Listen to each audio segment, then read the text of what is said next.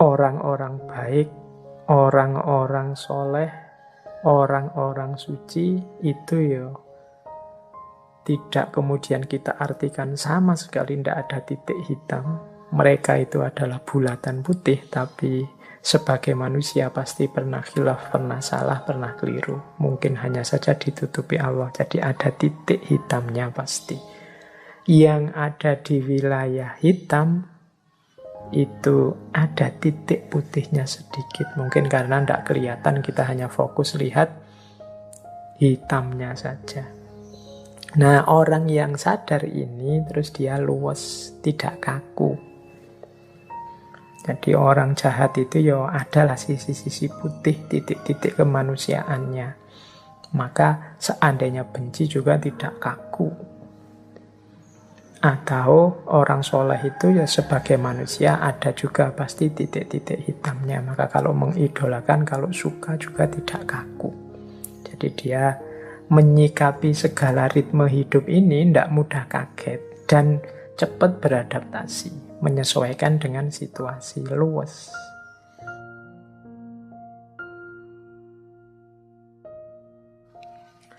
Oke, bismillah.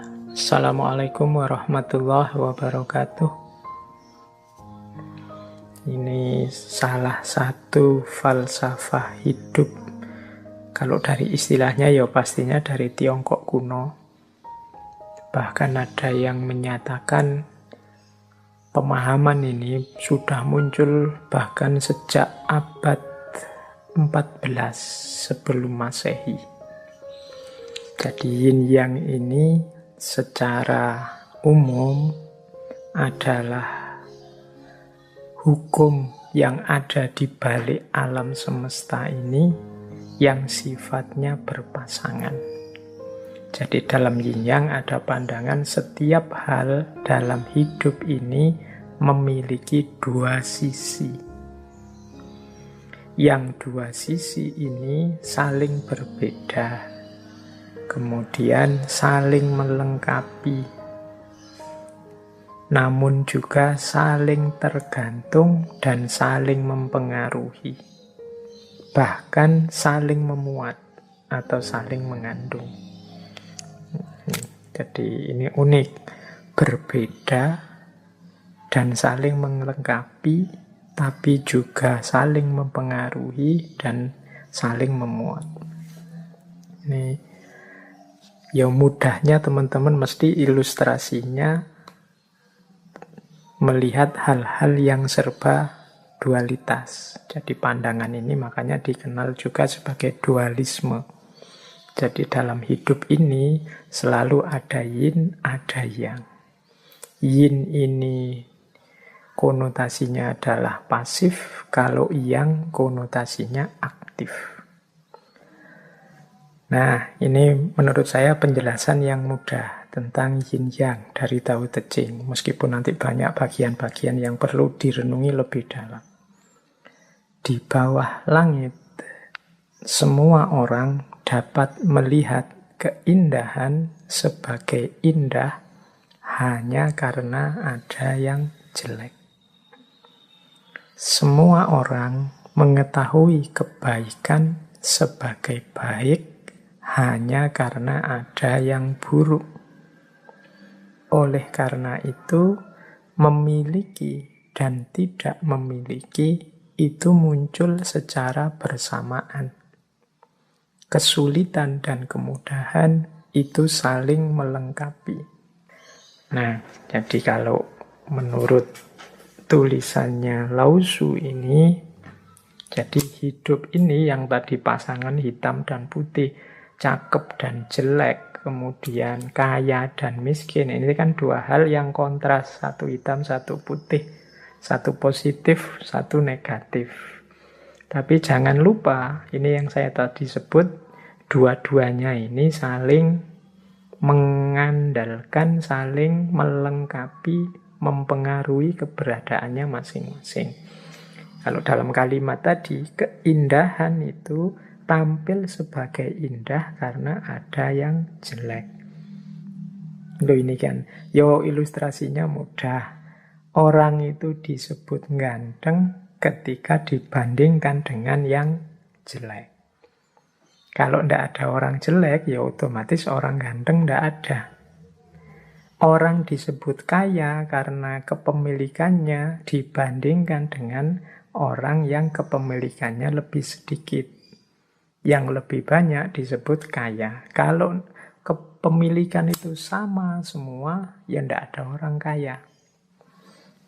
Jadi orang kaya itu berarti dia eksis karena ada orang miskin. Sebaliknya yang miskin juga eksis karena ada orang kaya.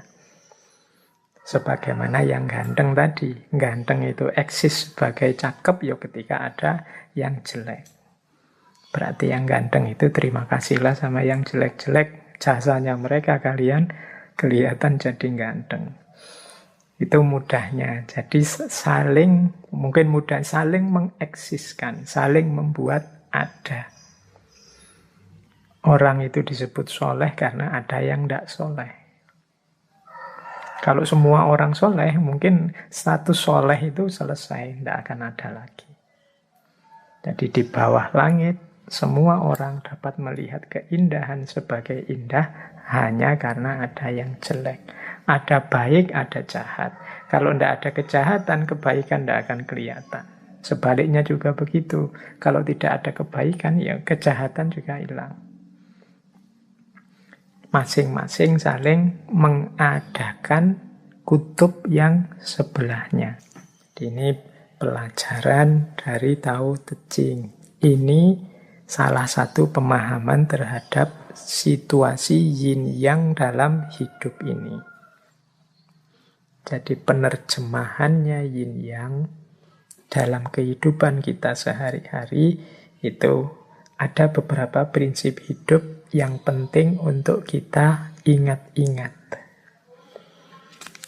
Yang pertama adalah hidup secara seimbang atau balance.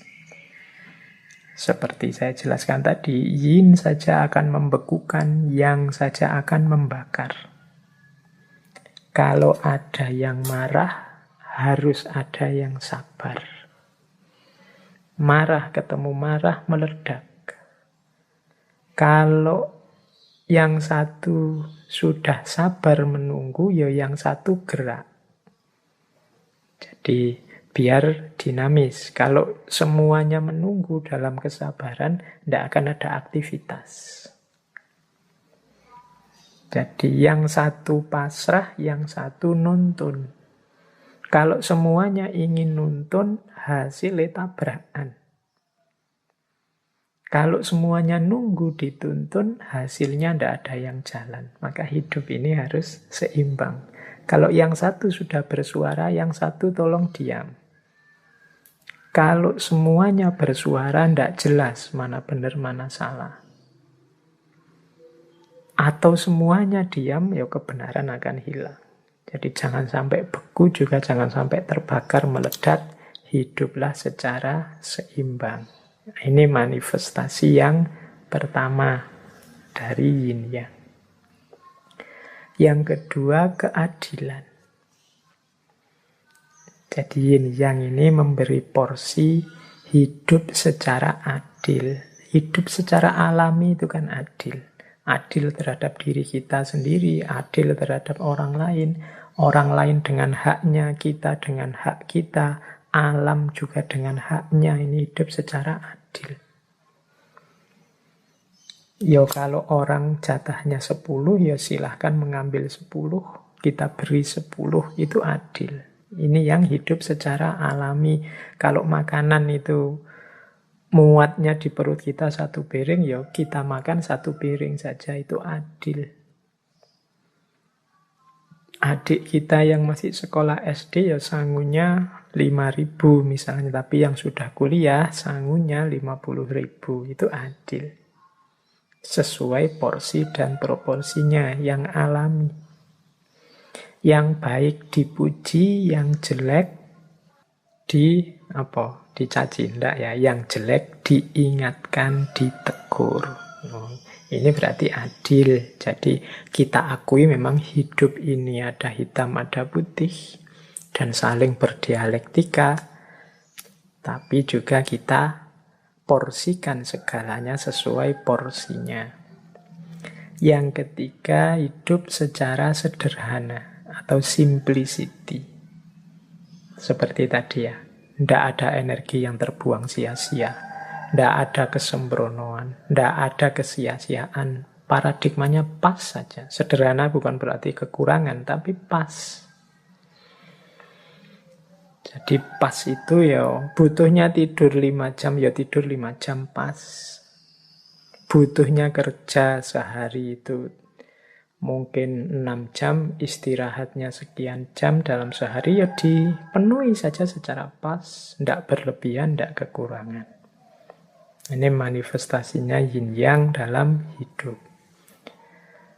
Nah, yang keempat, keluasan.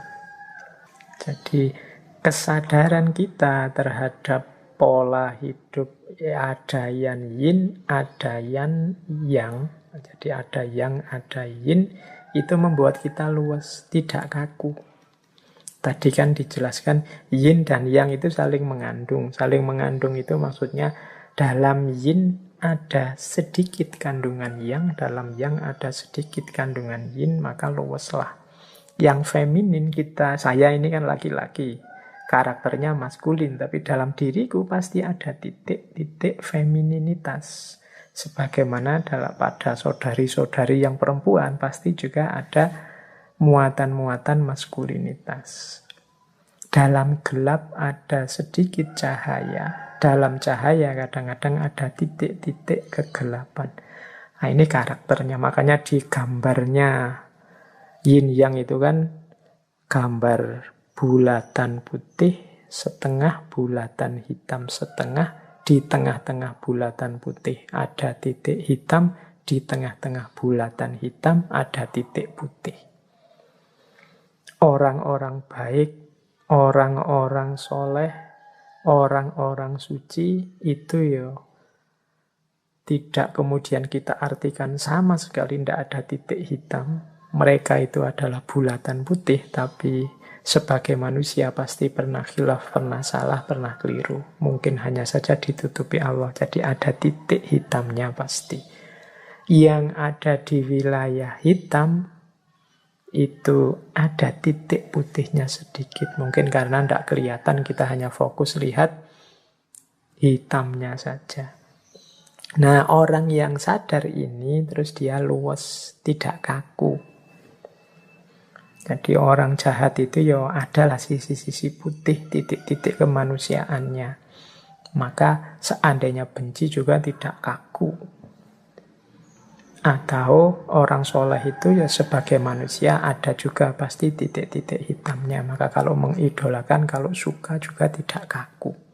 Jadi dia menyikapi segala ritme hidup ini tidak mudah kaget. Dan cepat beradaptasi, menyesuaikan dengan situasi, luas. Ada orang melakukan yang jahat, yang jelek, oh ya wajar, wong hidup ini memang ada yin, ada yang, ada positif, ada negatif.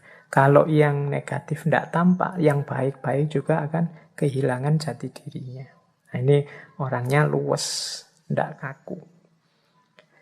Kemudian di antara cirinya lagi, falsafah yin yang manifestasinya dalam hidup adalah terbuka. Jadi terbuka itu maksudnya ngerti kalau hidup itu dinamis, saling mempengaruhi. Maka dia membuka diri untuk mendapatkan berdialektika dengan sekelilingnya secara alami, terbuka. Kalau dia pas salah, karena dia terbuka, dia bisa menerima nasihat. Kemudian terbuka mendapat wawasan-wawasan baru sehingga tambah baik. Karena dia sadar dia ada keterbatasannya. Meskipun aku ada di wilayah putih, aku punya titik hitam juga yang entah aku sadari entah tidak. Kalau aku terbuka maka semakin meningkat, mungkin titik-titik hitamnya semakin berkurang. Dapat masukan-masukan baru. Kalau aku tertutup, ya selesai. Yang hitamnya tetap hitam. Apalagi yang ada di wilayah hitam. Maka orang yang sadar hukum yin dan yang, Itu biasanya malah luwes dan terbuka. Dan yang terakhir gembira. Jadi gembira itu berarti mampu menikmati hidup ini. Jadi ada apapun yang terjadi, baik sehubungan dengan dirinya maupun sehubungan dengan alam, dia tidak terpengaruh, dia tidak mengeluh, dia tidak komplain protes, tapi pertama-tama dia bisa menikmati, bergembira. Karena sadar, ya itulah alam. Karena kemarin kita rusak sehingga tidak seimbang, akhirnya kita nikmatilah sekarang mungkin beberapa kesulitan hidup. Ya wis resiko nih, mau gimana lagi. Jadi dia bisa menerima, ya, meskipun ya berlanjut dengan tadi, menyikapinya dengan adil, dengan luwes, dengan terbuka, dengan sederhana. Tapi hidupnya orang yang mengerti ritme alam yang yin dan yang ini, kecenderungannya dia gembira. Orang gembira itu ya mudahnya orang yang mau bersyukur terhadap hidupnya. Tidak seperti sindiran Al-Quran pada kita, kan Al-Quran menyindir kita manusia itu khuliqa halu'a, diciptakan selalu berkeluh kesah. Apapun yang dialami, dia selalu berkeluh kesah. Nah, cara mengatasinya apa? Ya, Al-Quran kan mengingatkan kita punya karakter itu. Mari kita pahami ritme alam, kita pahami mode-mode hukum alam, termasuk yin dan yang ini, sehingga kita hidupnya tidak mudah galau. Apapun yang kita alami. Misalnya, wah nilaiku kok jatuh ya semester ini, ya wajar sih semester ini aku males belajar, ya mesti saja. Terus nilainya jatuh. Ada ritmenya, ada hukumnya, sehingga kita tidak mudah kaget. Oke, jadi ini berarti apa? Cara kita menerjemahkan yin yang dalam hidup itu antara lain dengan cara hidup yang seimbang. Hidup secara adil, sederhana, luwes, terbuka, dan gembira. Setelah ini kita masuk ke paket-paket wisdom. Jadi kebijaksanaan hidup yang menurut saya merupakan penerjemahan dari adanya yin dan yang dalam hidup. Jadi adanya pasangan-pasangan dalam hidup, adanya kontras-kontras dalam hidup yang sifatnya dinamis, dialektis, saling mempengaruhi. Dari penjelasan-penjelasan yang saya sampaikan sebelumnya, itu kalau kita terjemahkan dalam prinsip-prinsip kebijaksanaan, itu ada beberapa, saya menyebutnya paket karena saya bagi-bagi di beberapa kelompok kebijaksanaan. Mari kita telusuri pelan-pelan bagaimana penerjemahan yin yang itu dalam prinsip-prinsip hidup yang bijaksana. Kelompok pertama. Yang pertama adalah ada prinsip seperti ini. Dalam kebenaran ada setitik kesalahan, dan dalam kesalahan ada setitik kebenaran. Ini yang saya jelaskan tadi di gambar kolom yang putih yang ada titik hitam, di kolom yang hitam ada titik putih. Kebenaran-kebenaran yang kita yakini, wong kita itu manusia, pastinya juga tidak sempurna. Kesalahan-kesalahan yang kita lakukan ya tidak gelap total. Masih ada sedikit-sedikit, mungkin kita tidak sadar, titik kebenaran. Teman-teman mungkin masih ingat cerita, misalnya begini untuk menerjemahkan prinsip ini. Masih ingat cerita tentang seorang, kalau bahasanya, perempuan nakal, perempuan yang pekerjaannya tunasusila, yang masuk surga hanya karena memberi minum seekor anjing yang kehausan. Itu kalau secara normatif pakai hukum moral sosial agama, perempuan ini kan perempuan dalam tanda petik ya, dalam wilayah yang hitam. Tapi ternyata dalam kehitaman hidupnya masih ada satu titik putih yang kecil, yaitu kasih sayangnya terhadap seekor anjing yang kehausan. Ternyata hanya dari satu titik putih yang kecil ini justru Allah ridho dan berkenan terhadap dirinya sehingga dia masuk surga karena itu. Berarti hitam tadi yang sangat luas terhapus oleh titik putih yang kecil. Jadi cerita wanita tunasusila yang masuk surga karena memberi minum seekor anjing yang kehausan. Sebaliknya juga begitu. Mungkin teman-teman pernah juga mendengar tentang kisah, ya meskipun kita sebut saja ini fiktif, kisah tentang seorang kiai yang masuk neraka hanya gara-gara selilit. Nah ini kisah selilit. Selilit itu mungkin bagi yang tidak Jawa ya selilit itu tusuk gigi. Kayu yang sangat kecil yang kita pakai untuk nyongkel sisa makanan dari gigi kita. Ini cerita selilit sang kiai ini kan, ya kiai ini mestinya orang putih. Tapi ada ternyata satu titik hitam dalam sejarah hidupnya yang ternyata malah mengundang ketidakridhoan Allah.